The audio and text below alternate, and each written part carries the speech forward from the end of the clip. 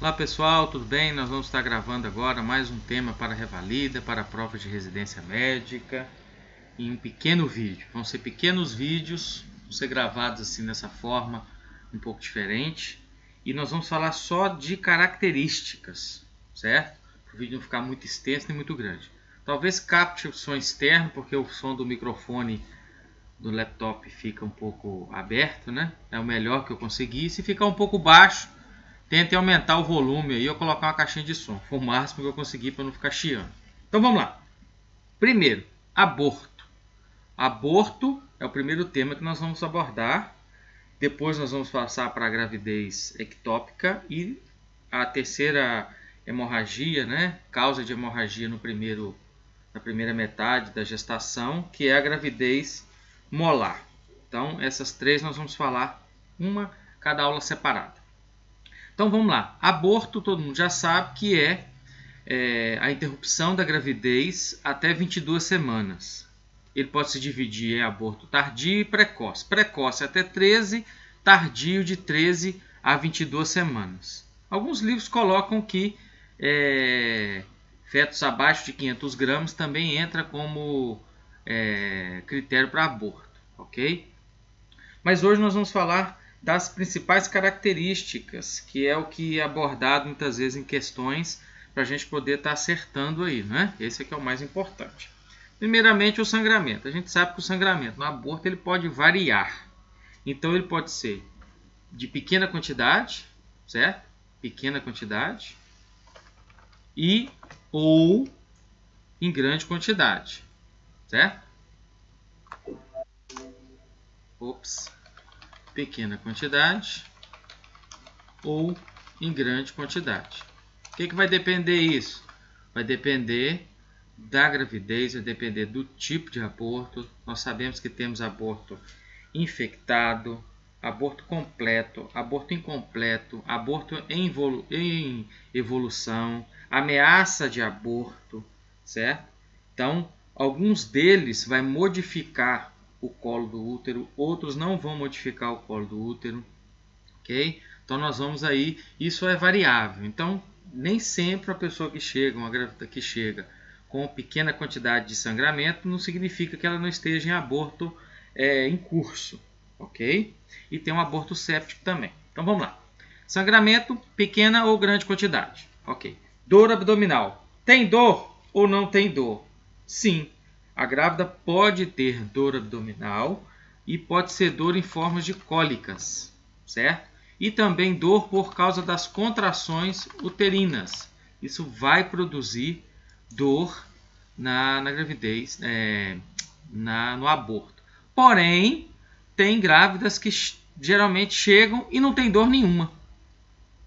Quando pensa que não, já abortaram, ok? Tem um aborto completo e sem dor. Então, isso também vai variar. Então, pode ter dor e pode não ter dor abdominal. Pode não ter dor abdominal, ok? O colo do útero. O colo do útero geralmente está fechado. O orifício interno está fechado, certo? E a paciente vai sentir dor à mobilização do colo uterino. Então, quando vai mobilizar o colo, ela vai vai sentir dor, ok? Uma outra coisa é que ele pode estar aberto em caso de aborto completo, ok? Então, nem sempre o colo vai estar totalmente fechado. Em aborto completo, a paciente pode apresentar o colo aberto, ok? O fundo uterino, fundo do útero. Por que eu tenho que saber essas diferenças de tipo de sangramento, de dor, tipo cólica, do colo, se ele está fechado ou se ele está aberto? Porque se eu percebo que a paciente está com o colo do útero aberto, mole, com dor, eu vou fazer um diferencial com a outra hemorragia da primeira metade do embaraço, da gravidez, que nós vamos ver em outro vídeo também, que aí no terceiro vídeo eu vou colocar a comparação de cada quadro. Então isso é importante gravar para a gente poder fazer esse diferencial depois. Então o fundo uterino é importante saber. Por quê? Porque ele vai estar normal. Vai estar de acordo com a gestação, ele vai estar localizado. Claro, com a gestação de 12 semanas, 3 semanas, 10 semanas, não é tão fácil assim de se palpar. Você vai sentir um pouco duro na parte perto da sínfise púbica, um pouco acima, certo? Então você vai sentir um pouco duro, então não é sempre fácil palpar o fundo uterino nesses casos. Porém, o fundo uterino vai estar normal. Ainda mais se a grávida tiver, por exemplo, de 18 semanas, que é um aborto tardio, 20 semanas, aí o útero vai estar mais na parte mais medial entre a sínfise e o umbigo, né? Então isso aí vai ser mais importante para a gente em diferenciar de abortos quando estejam mais entre 13 e 22 semanas. Uma coisa que vai fazer diferença são os dados clínicos. Como eu disse anteriormente, o paciente pode ter cólica e pode não sentir nada. Pode chegar, ir ao banheiro e de repente olha para o vaso e foi, certo? Então ela pode não ter dados clínicos nenhum, como também pode ter febre, certo? Que vai me fazer lembrar de um outro tipo de aborto. Pode ter taquicardia, certo? Dependendo do tipo de aborto, a paciente pode chegar até mesmo a uma coagulação intravascular disseminada e até a choque séptico, certo? Isso vai depender do tipo de aborto. Por exemplo, o aborto séptico, a paciente vai ter febre, calafrios, dor abdominal, um sangramento abundante, certo? Pode ter pus saindo da cavidade abdominal. E isso vai me levar ao quê? A um aborto séptico. Eu vou ter que lembrar disso. Pode ter o quê? Uma dilatação cervical. E geralmente o aborto séptico ele vai me levar para o Staphylococcus aureus, né? Para bacilos gram-negativos, para cocos gram-positivos, que são geralmente os germes que produzem esse tipo de aborto, que levam a paciente ao aborto. Então, uma coisa importante é controlar as infecções urinárias durante a gravidez. Mães que reclamam que antes de estar grávidas, tinham muitas infecções urinárias, depois que se engravidam, tem que fazer controle para saber se tem ou não do risco, né, de aborto, que um dos riscos do aborto geralmente